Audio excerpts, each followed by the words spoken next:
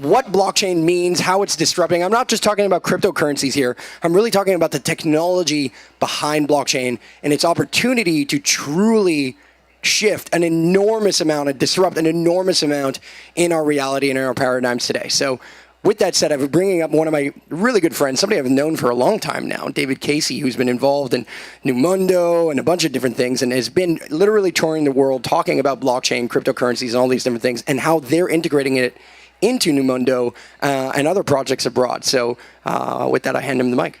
Thank you. Yeah, you're welcome. And is it 12 or 15? It's like 12, but okay. You might need the extra 3. Yeah, I think I will. All right, guys, this is going to be a fun topic for 2 p.m. on a Friday at Envision Festival to compress into 12 to 15 minutes.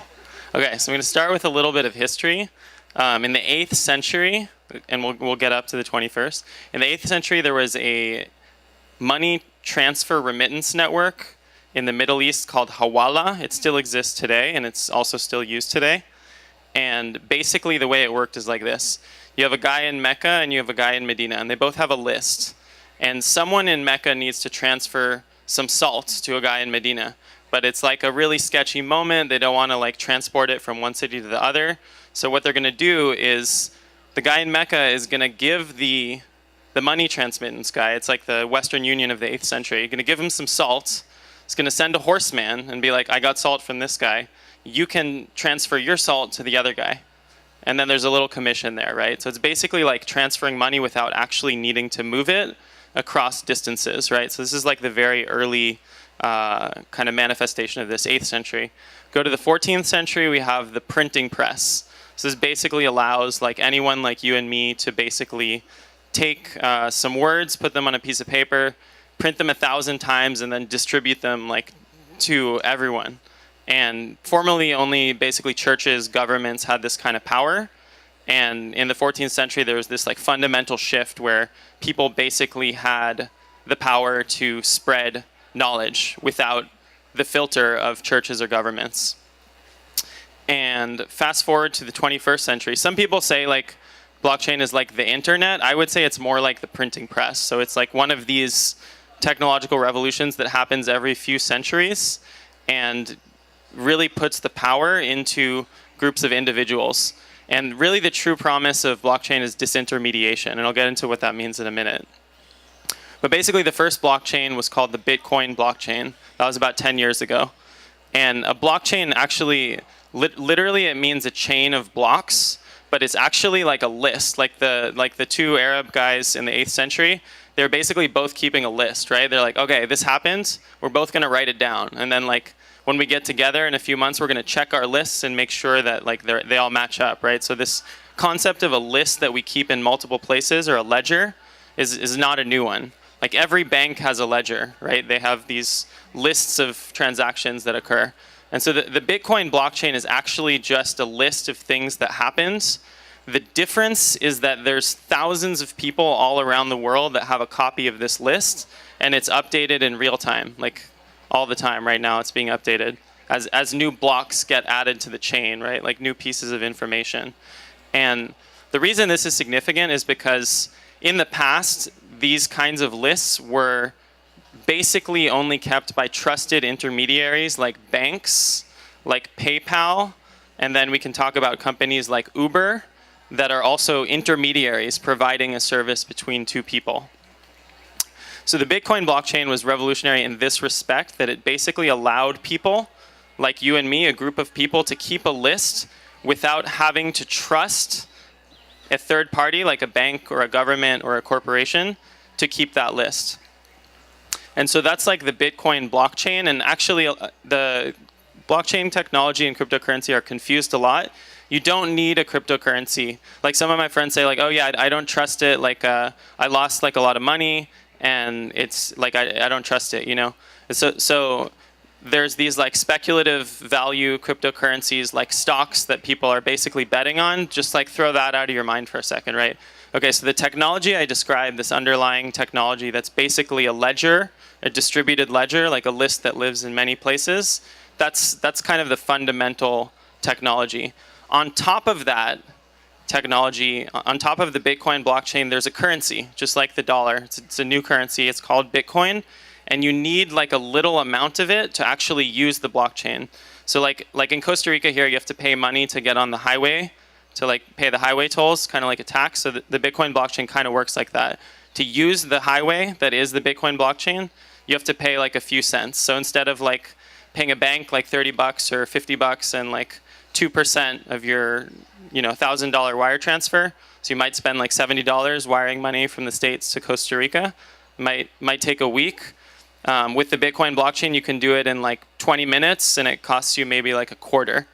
So it's a pretty amazing improvement in what we have today with like the SWIFT network and wire transfer networks. It's definitely a leapfrog technology financially, but it's not really about finance. Again, it's about disintermediation. So that's the difference between like the Bitcoin blockchain and then the currency on top of it, which is called Bitcoin. And like PayPal, like people use PayPal here? Anyone? Yeah, okay. So PayPal is a platform, and then on top of that platform, there's like currencies running, like the US dollar, the euro, whatever.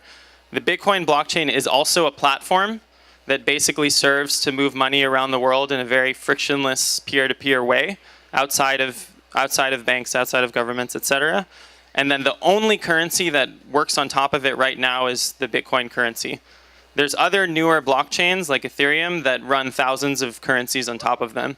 And just like the printing press, we can all create new currencies now and run them on top of the Ethereum blockchain, which is also pretty revolutionary.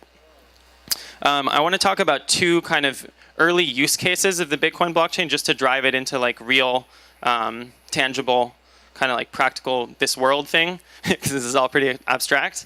So I mentioned my own case. Like I was trying to pay an employee here in Costa Rica a few years ago. I didn't know how to get the money.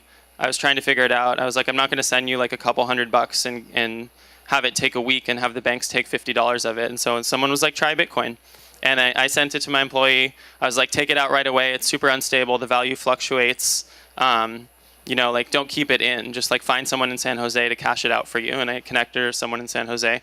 And then she didn't cash it out. It was good choice. It was like 4 or 5 years ago. That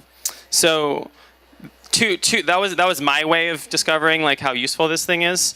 The two early use cases that really kind of struck me, one of them was the darknet, which is basically an anonymous peer-to-peer marketplace that you can buy and sell things that are usually not legal.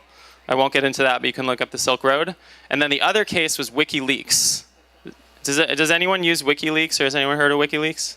Okay, so WikiLeaks is basically a nonprofit that thinks that citizens like you and me should know what's going on in the world, and they basically leak government documents of governments around the world.